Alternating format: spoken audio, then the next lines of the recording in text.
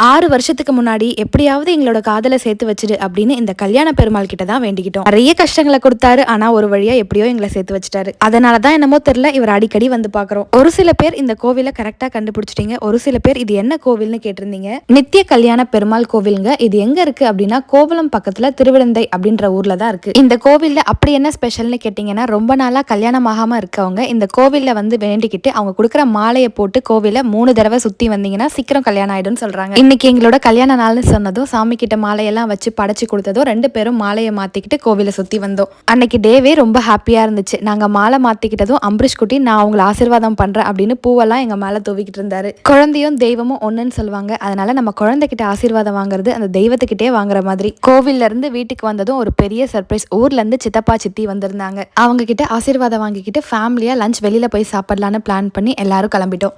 எங்களோட wedding day இப்படி தான் போச்சு. இந்த வீடியோ பிடிச்சிருந்தா லைக் பண்ணிட்டு நம்ம பேஜை ஃபாலோ பண்ணி வச்சுக்கோங்க. இன்னொரு சூப்பரான வீடியோல மீட் பண்ணலாம்.